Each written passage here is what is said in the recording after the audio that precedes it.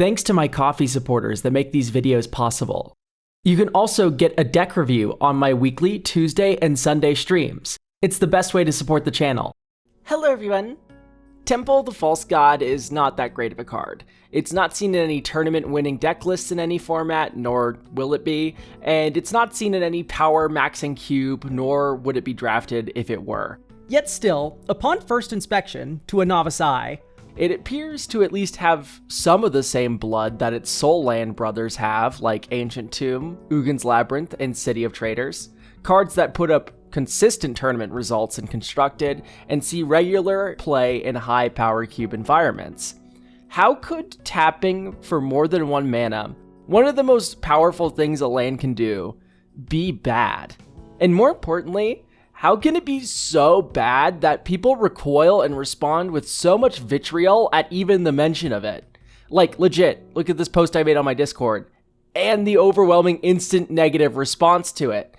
This phenomenon isn't just restricted to my Discord or Twitter either. Forums, stream chats, everything else immediately gets inflamed at the mention of this card, and as per usual, when it comes to cultural feeling like this, it's been this way for half a decade. Look on any online forum dedicated to Commander, and you'll find posts that go up to a decade ago with people fuming and discussing this card at great length.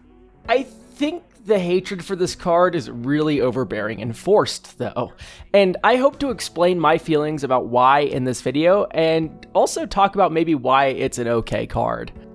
You know what isn't incredibly forced, though? The segue to the sponsor of this video, Void Monster.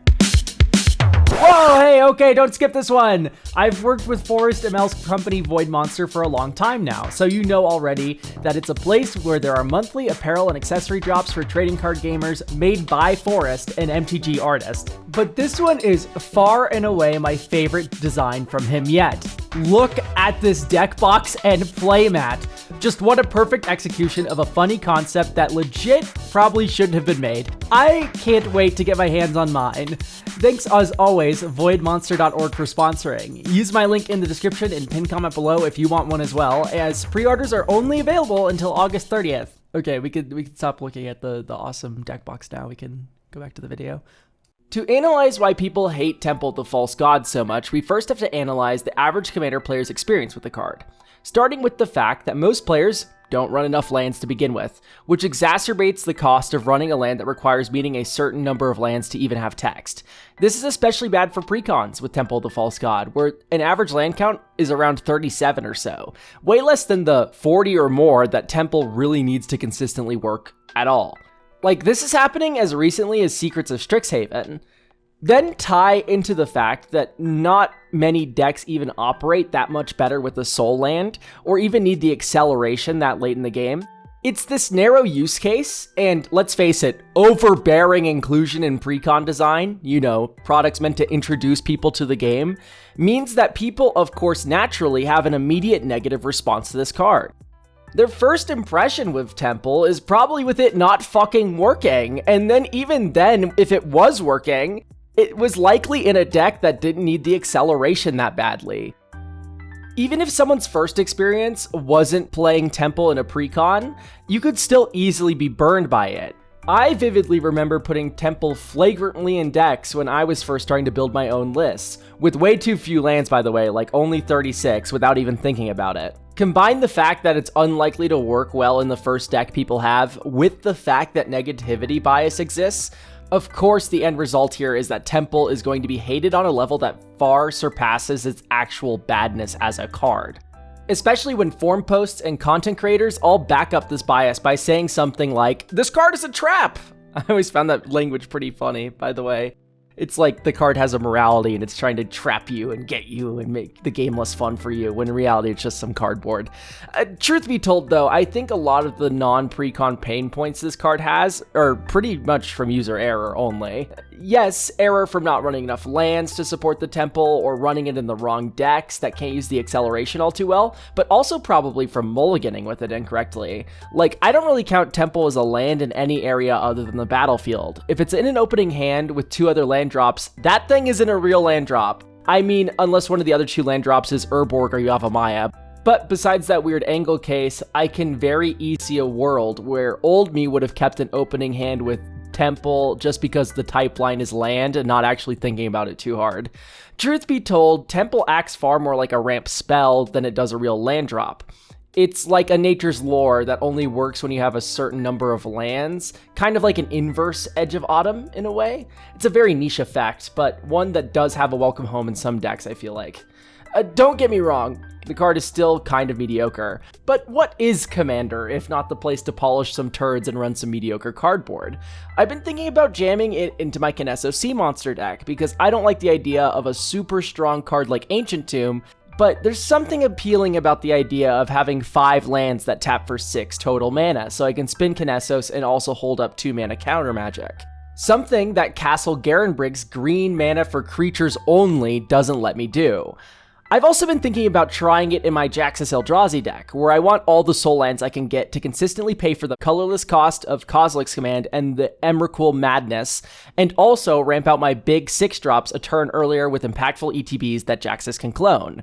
But point of this being is that Temple can be downright fine, if not okay, in casual commander decks when proper thought is given to how you mulligan with it, as well as giving some thought to how it fits the curve of the deck. So, if it could be fine, maybe only in some niche decks, but still, if it could be fine, why is there such a strong reaction to the card, like it's on par with something like Sorrow's Path? For certain, part of it is the poor first impressions we went over earlier and furthering of these opinions by discussion boards and creators, but I feel like there's more to this strong response than just a knee-jerk reaction off of first impression. I think that Temple's become sort of a pariah, a shibboleth for commander players to signal that they have leveled up their skills, as it were. By going hyperbolic with the hatred of Temple, despite the card just being okay in the grand scheme of Magic design, people are kind of overcorrecting their first wrong assessment that they had as a younger Magic player. Only new-gen green noob players like Temple the False God. It never has any reason to be printed in any deck ever because it's the worst land ever, forever. This is a comforting position to hold after getting better at Magic and realizing that the card isn't a generically good gameplay object like you once thought. Remember earlier? This card is a trap. The card is out to get you by pretending to be good, and you have finally outwitted it and joined the in-group of enlightened Magic players that all agree that this card is the worst thing to ever happen. I want to make it clear that this is an incredibly normal feeling to have, and despite the posturing going way overboard in a lot of discussions I see about this card, it is still a major milestone to reach as a player to be able to think about a card and identify low floors where you see them. All I'm saying is there's another uncomfortable step beyond this level though, and that is tackling all the nuances every single Magic card has given the context and synergies within a list, especially when given a casual environment where not everything needs to be at its most optimized. Sometimes cards that are irredeemably bad in certain or even most lists are actually incredibly useful to create fun gameplay for other lists. For instance, I hate Reliquary Tower, but only generally. In most cases, it's not really required, like an aggro deck that vomits out its hand, so it's just taxing that utility slot that could go towards a more useful card, or it's downright detrimental. On my weekly Tuesday and Sunday deck review streams, check the pinned comment or the description to see how to get your deck reviewed on those, by the way. It's one of the best ways to support me and get a bunch of eyeballs on your deck all at once. I've seen people put this thing in reanimator decks and discard matter decks without any thought as to how discarding in your cleanup step can actually be very useful for those lists. They're just running it as a safety blanket card that they've always put into their decks like it's a command tower or something.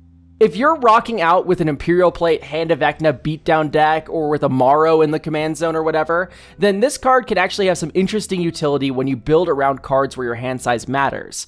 That's not typically where I see it, but it does have its use cases.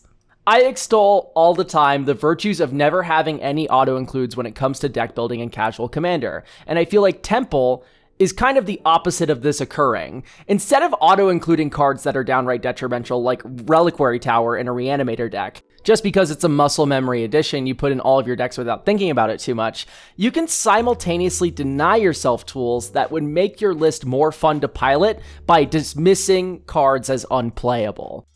Anyway, this dismissal of cards is something that everyone does, including me. Every player has blind spots when it comes to card assessments that will get you here and there. You never grow out of it completely, you just end up doing it less. So it's important to be hyper vigilant about your biases and find reasons to challenge them whenever you can so you don't end up embarrassing yourself and calling I Still Explore bad or something on your podcast, but I don't know who'd be stupid enough to do that. At the end of it all here, cards only exist in the context of the list they are being run. So while measuring the ceiling and floor of a card in a vacuum can be useful, you can't call a card unplayable or incorrect for sure until you see how much thought and care is put into making the inclusion work for the list that it's currently in. So think about the nuance of every card in your list, and also think carefully before calling cards stone cold unplayable. Things that are true in general can fail when applied to the infinite nuanced routes Magic decks can take. Let me know down in the comments below if there was a card you hated before you realized it had some fun gameplay when used in some niche list. And until next time, bye! You need to type, oh my god, Temple the False God like is just flastered on stream. And it's like the worst thing you've ever seen. Ew, Temple the False God, gross! No, nasty! Just spam it.